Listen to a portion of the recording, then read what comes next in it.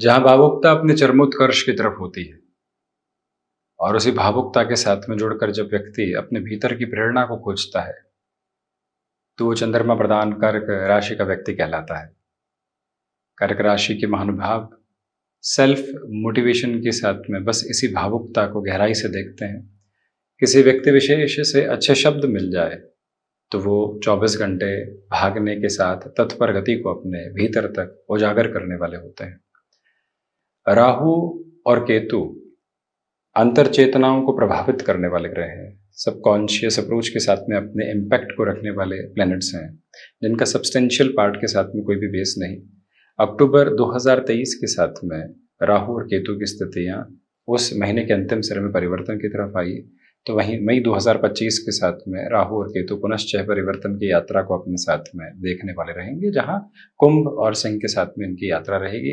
गौर कीजिएगा कि मार्च 2025 के साथ में जो यहाँ पर शनिदेव की स्थितियां हैं वो कुंभ से मीन में प्रवेश करेंगे और राहु मीन से कुंभ की ओर आने वाले होंगे। परंतु विशेष बात यह कि अभी ये दोनों ही ग्रह व्यवस्थाएं मध्याह्न प्राप्त कर रही है, डिग्री वाइज एक उलट क्रम के साथ में चलती हैं। अभी 15 डिग्रीज से 14 डिग्रीज के अप्रोच को अगस्त के साथ में ये प्लैनेटरी अप्रोच तय करने की तरफ है।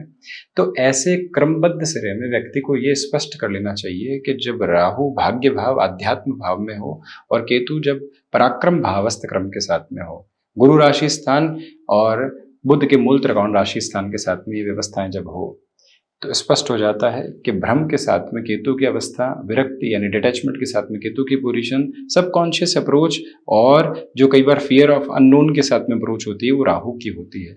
क्यूमुलेशन ऑफ एक्सपीरियंसेस जिस पोजीशन के साथ और प्रपोर्शन के साथ में चलते हैं वो राहु की ही अवस्था विशेष का क्रमबद्ध सिरा है जो सामने निकल कर आता है।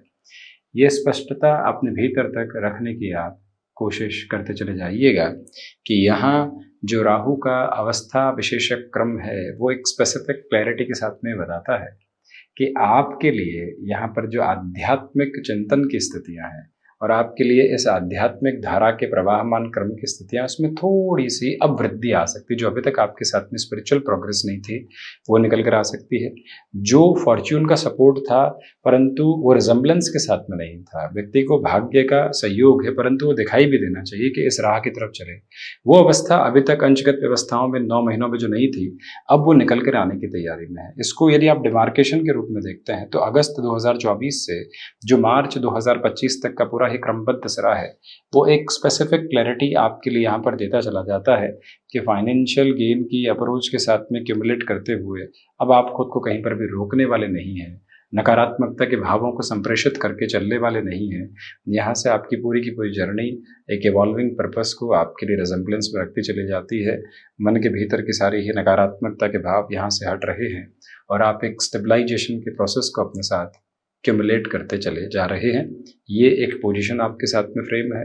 गौर ये भी कीजिएगा कि आपके लिए यहाँ पर कोई भी ऐसा चेंज जो मेजर लेवल की प्रोफाइल के साथ में हो, जब व्यक्ति दशकों के अनुभव के साथ में खुद को एक पोजीशन में जोड़ चुका हो और सबकॉन्शियसली उस कामकाज को बहुत गहराई से देख चुका हो, समझ चुका हो और उसके हिसाब से उसकी ड्राइविंग फोर्स चल रही हो कि आना है, जाना है, ये काम इस तरह से करना है और उसमें भले चेंजेस हैं तो एक्सपर्टीज है, आसानी से अपना लेंगे। परंतु वहीं कोई प्रोफाइल चेंज के अप्रोच सामने आए और ये अवस्था सामने निकल कर आए कि यहाँ से आपको बहुत बड़े परिवर्तन की तरफ जाना है, यहाँ से आपको अपनी पोजीशंस को एक अलग लेवल के साथ में देखना है, तो उसे क्या कहेंगे? वहाँ से व्यक्ति घबराहट में होता है। उस घबराहट से हटकर नए अनुभवों की तासीर को अपनाकर अपनी जीवन यात्रा को संप्रेषित करते चले जाना, वो एक स्पेसिफिक क्लैरिटी है। देखिए, गुरु राशि स्थान में राहु है, जो आपके नॉलेज का क्यूमुलेशन है, जो आपकी इंफॉर्मेशन का गैदरिंग बेस है, वो भी कई बार व्यक्ति को घबराहट के साथ में लेकर चलता है। क्या होगा, कैसे होगा, कहाँ पहुंचने वाले होंगे, कहीं रुक तो नहीं जाएंगे, कहीं नकारात्मकता भरा ठहराव तो सामने निकल कर नहीं आ जाएगा। वो सारी की सारी जो घबराहटों के सिरे हैं वो व्यक्ति विशेष को कई बार घेरते हैं, डिस्टर्बेंसेस के साथ में लेकर चलते हैं। उसे धीरे धीरे हटने की आप जर्नी को अपने साथ में पर्पसफुली इवॉल्व करते चले जा रहे हैं, जिसमें हम कोई भी और प्रक्रियाबद्ध चरण नहीं देखते।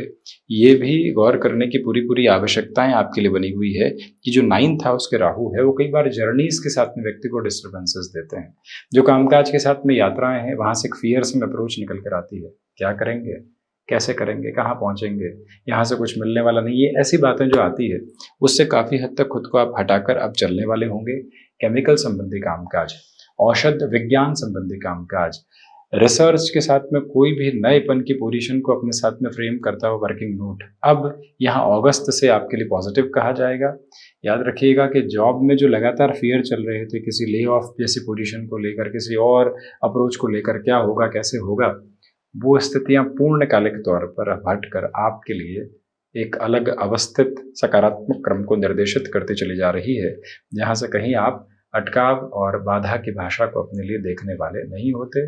ये क्लैरिटी स्पेसिफिक नोट पर बन रही है। राहु का दृष्टि संबंध प्रथम भाव पर जो निरंतर तौर पर अक्टूबर 2023 से ही रहा, जो बारंबार संशय आ रहे थे, किसी इंटरव्यू की तरफ गए, यहाँ से कुछ निकल कर आएगा कि नहीं, रिजल्ट जल्दी आ गया तो लगा कि इस ऑर्गेनाइजेशन को तो जल्दी है और हमारे साथ में कहीं ना कहीं कोई कॉन्स्पिरेसी तो नहीं हो जाएगी, ये ऑर्गेनाइजेशन इतनी जल्दबाजी क्यों मचा रही है, हमारी ऑर्गेनाइजेशन नहीं छोड़ा तो क्या होगा, कोई और पोजीशन के साथ में स्टक हो गए तो क्या होगा। लगातार खुद के भीतर ही न जाने कितना कुछ घड़ते बुनते चले जा रहे हैं और पहुंच कहीं भी नहीं रहे हैं। इस स्थिति से मुक्त होने वाला क्रम आपके समक्ष अब निकल कर आता है। वहीं राहु का जो दृष्टि संबंध गुरुवत आधार पर चलता है, देखिए दृष्टि संबंध गुरुवत आधार पर, और वहीं पर जो फलाफल की स्थितियां हैं वो शनिदेववत क्रम के साथ में। तो ऐसी अवस्थाओं के साथ में जब देव गुरु बृहस्पति के राशि स्थान में राहु हो और कुछ समय बाद जब शनिदेव के मूल त्रिकोणस्थ क्रम के साथ में प्रवेश करने की यात्रा में हो, उसके पहले का इनका जो दृष्टि संबंध पंचम भावस्थ आधार के साथ में जुड़ा हुआ है, ये स्पेसिफिक क्लैरिटी अपने साथ में आप क्यूमुलेशन में बनाकर रखिएगा कि इस समय अंतराल के साथ में चलायमान होती हुई स्थितियां बारंबार एक ही बात बताती है कि आप स्टॉक मार्केट में किसी भी तरह की जल्दबाजी को अपने साथ अपनाकर चलने से बचिएगा। संतान पक्ष के साथ वैचारिक विद्रोह से जितना आप संभल कर चलते हैं उतने बेटरमेंट के प्रोस्पेक्ट से ये ही वो टाइम फ्रेम है जो एक बात को बारंबार आपके लिए इवॉल्व करता चला जाता है कि आपके लिए एजुकेशन में डिस्ट्रैक्शंस के बेसिस डिस्टरबेंसेस को लेकर आ सकते हैं, कहीं ना कहीं दुविधाओं के क्रम रह सकते हैं, उससे पूर्णकालिक तौर पर संभलें। और ये भी याद रखें कि किसी भी संबंध के साथ लंबे समय से रहे हैं परंतु उस संबंध की प्रक्रियाओं के साथ में ही उलझने जो इतनी रही है उससे मुक्त होने के क्रम में आपको समय लग सकता है। आप जल्दबाजी में किसी भी संबंध के साथ खुद को नकारात्मकता भरे क्रम में रखने से बचिएगा।